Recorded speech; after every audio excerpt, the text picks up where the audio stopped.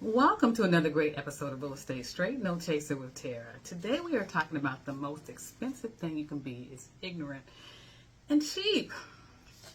And when I thought about this episode and what I'm going to be talking about, which is going to be a series because I got to get it and go today. I got to run downtown. Renting and home ownership can also put you in a position to be both if you're not careful. You can end up being ignorant about a lot of things, and your ignorance, maybe because you're being cheap, can truly cost you in the long run. So let's talk about that. I want you to know that I'm not bashing people that rent at all. Not bashing them. However, I am raising some eyebrows to people that rent for more than 2 and 3 years. If you're renting for decades, I'm raising my eyebrows and I'm giving you the side eye because you are a serial renter who's been renting for decades and you've thrown away hundreds and thousands of dollars and you've lost a whole lot of time. And time is something that you can't get back. Can't get it back. And time when it comes to real estate is key. Okay? So let's talk about things that you may not be thinking about when you're renting. Renters are under more pressure to pay than homeowners. When you're renting, you have to get your act together within the month. I think the late fees are going to kick in within the first 10 days of the month. After a certain amount of days, then you're going to be charged an additional late fee and then a filing fee within the same month. And if you get to a point in that month that you don't pay, let's say you catch it up at the end of the month. If you catch up your rental payment at the end of the month, then you're going to have to pay the next month, the current month, and all the fees. So you're going to be out of a nice amount of money, as opposed to a homeowner. If you pay after the 15th of the month, then you're going to pay a portion, I want to say it might be 15%, but that late fee pales in comparison to what them late charges and that eviction that filing fee is for the apartment. And when you're a homeowner, your bank is going to try to work with you to keep you in your home. I personally know people that have been in their houses 3 months and more without paying. I'm not saying that's a good thing to do, but if you're having problems, your lender is going to work with you because their goal is to keep you in the house, not get you out and get somebody in there to replace you. That's not the goal. Okay?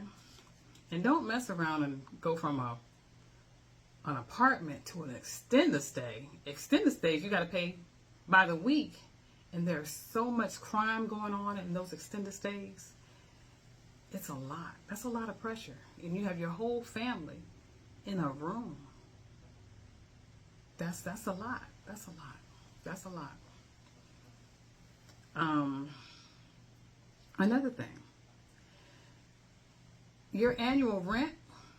Now I'm going to talk about myself personally. June weighed 30 years of me being a homeowner. Because I moved.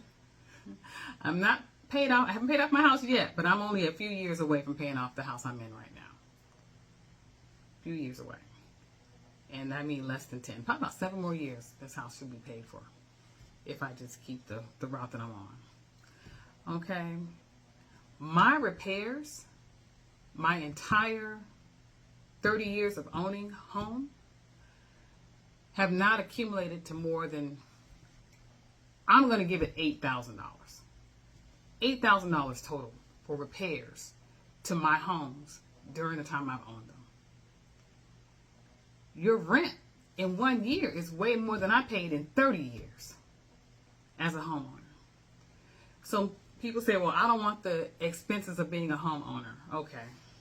You're paying actually more because, like I said, of ignorance about home ownership. The major stuff in a house, when you're properly insured, is your roof. Okay? Your roof, maybe your HVAC unit, if it's dated. But a lot of things got to come into play for your insurance not to kick in. So typically the major stuff is covered by insurance. If you're worried about the plumbing, electrical, and day-to-day stuff, then you get a home warranty on your home. Get the premium home warranty to cover that. So if something were to break, then you pay your deductible, which might be $75, $100, $125, I'm not quite sure. And the home warranty company comes out and makes that repair for you.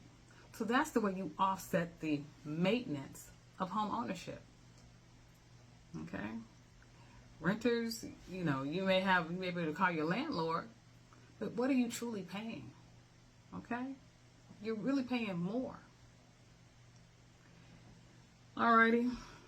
The ability to evict versus foreclose. Alrighty.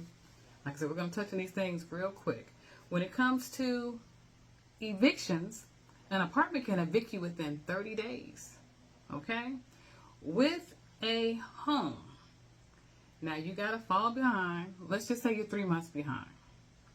At that point, the lender has to advertise your home being foreclosed on a month in the paper. Okay, so you got 30 days at that point. During that time, you're going to be getting letters. The lender's going to reach out to you. It's like, how can we help? Then if you don't pay, there's going to be forwarded on to a foreclosing attorney. Foreclosing attorney is going to give you so much time to bring your note current before they foreclose. If you pay it, then you can reinstate your loan and keep moving. Let's say you don't pay it. So now they have to foreclose. So then they have to foreclose on the first Tuesday of the month. So you got at least 5 months in here without paying.